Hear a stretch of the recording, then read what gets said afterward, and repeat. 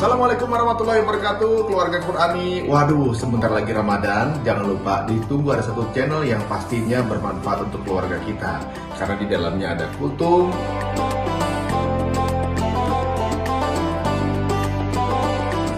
ada tadarus tadabbur perjus semalam,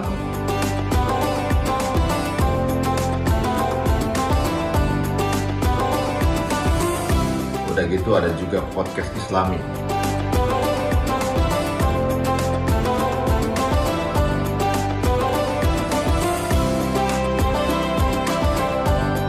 Ini miliknya guru kita Ustaz Fahmi Salim, tentunya di UFS Official Channel di YouTube-nya. Makanya nontonnya sekeluarga supaya bisa masuk surganya juga sekeluarga. Assalamualaikum warahmatullahi wabarakatuh.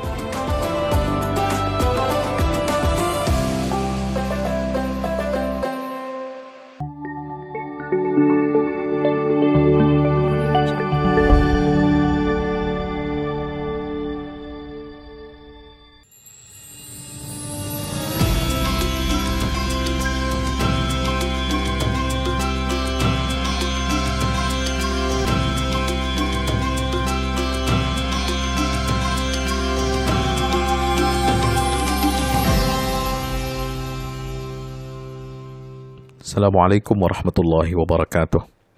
Alhamdulillah, salatu wassalamu ala rasulillah wa ba'd. Sahabat tafsir yang dirahmati Allah, sapa pagi kita kali ini adalah tadabbur surah Al-Hajj ayat 73, di mana Allah Ta'ala berfirman, a'udzubillahi minasyaitonir rajim, ya ayyuhan nasu duriba mathalun fastami'u lahu إن الذين تدعون من دون الله لن يخلقوا ذبابا ولو اجتمعوا له وإن يسلبهم الذباب شيئا لا يستنقذوه منه ضعف الطالب والمطلوب.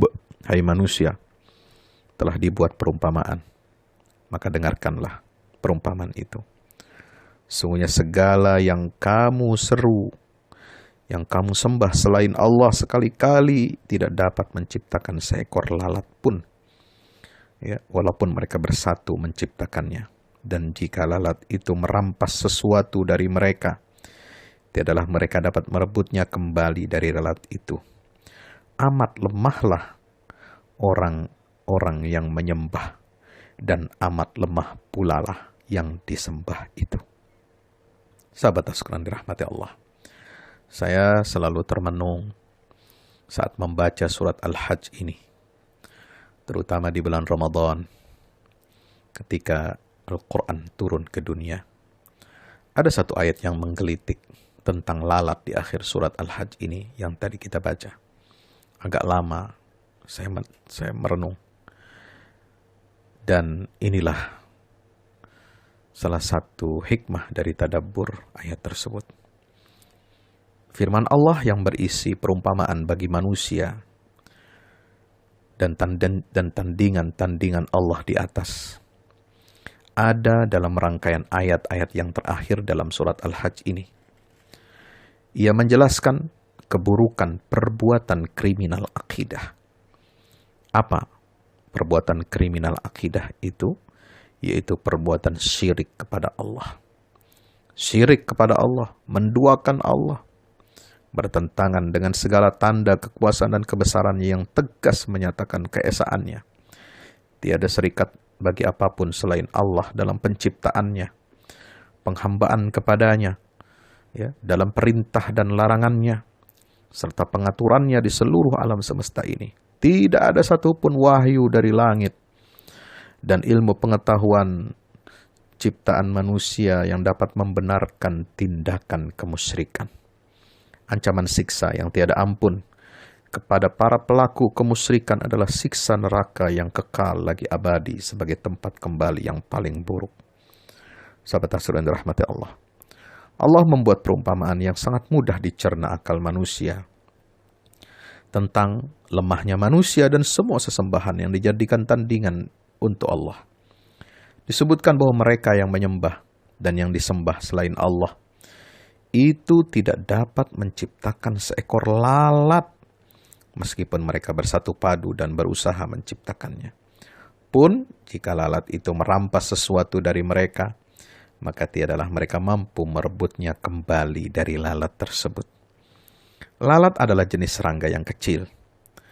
Ia menjadi perumpamaan akan betapa lemah dan jahilnya manusia-manusia yang telah menyekutukan Allah, Sang Pencipta alam semesta.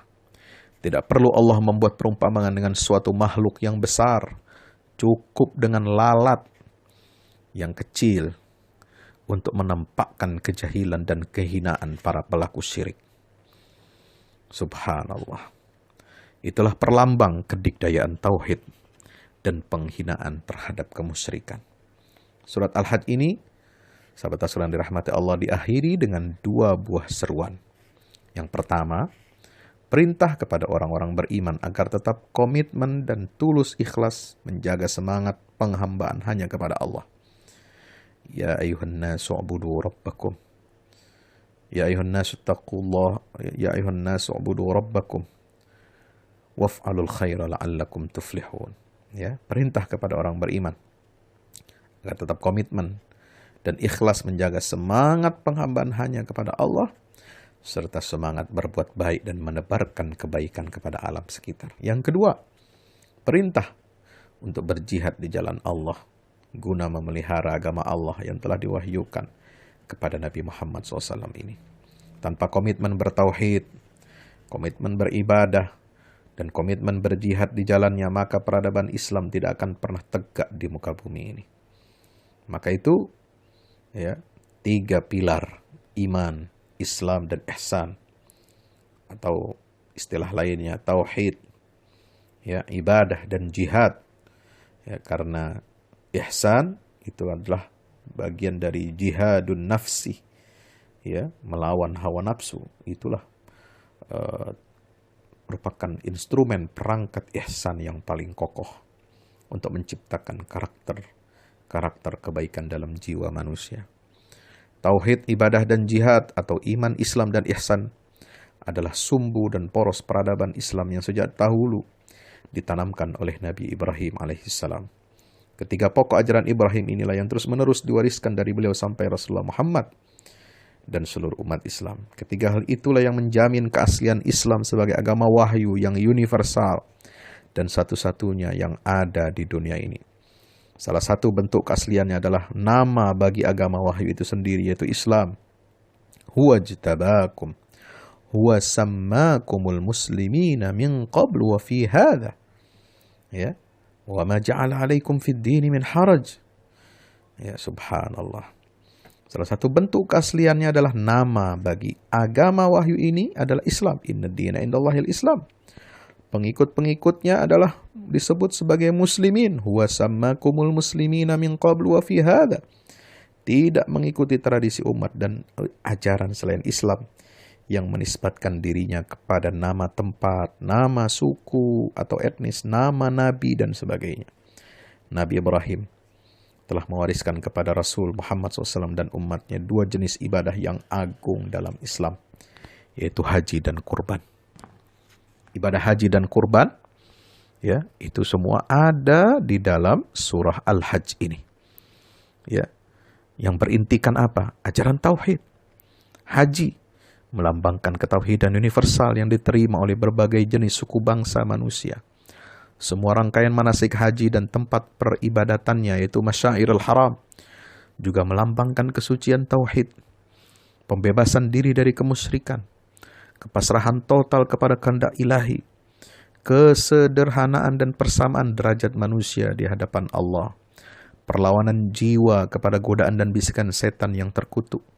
Dan haji juga menjadi miniatur perjalanan manusia menuju alam akhirat, juga sebagai tempat para hamba Allah untuk merenungi hakikat penciptaan dirinya dengan wukuf di padang Arafah. Dengan ibadah haji ini, ya, orang-orang yang menjadi lulusan dalam ibadah haji ini akan menjadi manusia yang menyadari tanggung jawabnya sebagai hamba Allah dan khalifah di muka bumi. Demikian pula ibadah kurban yang dijelaskan dalam beberapa ayat di surah Al-Hajj ini. Wal budna ja'alnaha lakum min sya'airillah dan seterusnya. Ya. Itu berlandaskan apa? Perintah tauhid. Dengan membersihkan jiwa dari kecintaan kepada dunia, harta, dan tahta. menyerahkan segala yang dimiliki untuk mencari keridhaan Allah, menjelmakan ketakwaan kepada Allah dalam bentuk kepedulian kepada sesama, berbakti kepada kaum duafa dan fakir miskin, serta memberdayakan mereka. Maka kesalehan individual harus berdampak kepada kesalehan sosial dan bahkan kesalehan publik sebagai bentuk ketakwaan kita kepada Allah Azza wa Jalla. Allah yang Maha Kuasa, Allah yang Maha Esa, dan Allah itu Maha Pencipta seluruh makhluk, sangat cemburu jika disekutukan oleh hambanya. Murka Allah sangat besar kepada orang musyrik, karena mereka telah menzalimi Allah dengan tuduhan yang keji, yaitu bahwa dia berserikat dengan yang lain ketika mencipta. Allah berserikat dengan yang lain ketika memberi rezeki. Allah berserikat dengan yang lain ketika mengatur alam semesta. Itu adalah tuduhan keji yang tidak termaafkan. Perbuatan dan keyakinan syirik kepada Allah adalah tindakan kriminal yang paling keji dan paling jahat di atas muka bumi ini, bahkan di alam semesta. Sehingga Allah menyebutnya sebagai innasyirka la zulmun azim, sebagai kezaliman yang amat besar. Karena itulah mengapa dosa syirik tidak akan pernah diampuni oleh Allah Subhanahu wa Ta'ala, kecuali yang bersangkutan bertaubat sebelum ajal tiba. Apa bentuk siksanya? Mari kita simak ayat berikut ini. Di ayat 19 sampai 22 surat Al-Hajj. Hadani khasmani ikhtasamu fi rabbihim. Ya. Inilah dua golongan, ya, mukmin dan kafir yang bertengkar. Mereka saling bertengkar mengenai Tuhan mereka. Ammal ladzina kafaru, ya, adapun orang kafir akan dibuatkan untuk mereka qutti'at lahum thiyabun min narin, akan dibuatkan untuk mereka pakaian-pakaian dari api neraka. Bakal dijahit, bakal diukur, ukuran pakaiannya itu dari api neraka. Qutti'at lahum thiyabun min nar yusabbu min fawqi ru'usihimul hamim, disiramkan air yang sedang mendidih ke atas kepala mereka.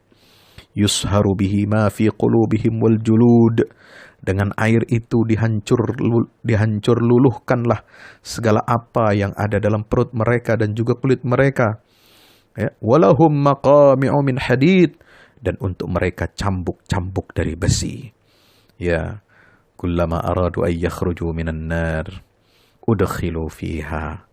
Ya, setiap kali mereka hendak keluar dari neraka jahanam, ya, lantaran kesengsaraan mereka, niscaya mereka dikembalikan kembali kepadanya. Mereka dikatakan, rasakanlah azab yang membakar ini. Fadzuqu adzabal hariq.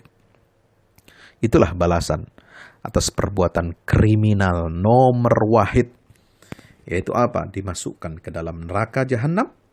Pakaian mereka terbuat dari api neraka, dituangkan air mendidih ke atas kepalanya sehingga menghancur luluhkan segala isi perut dan kulit mereka.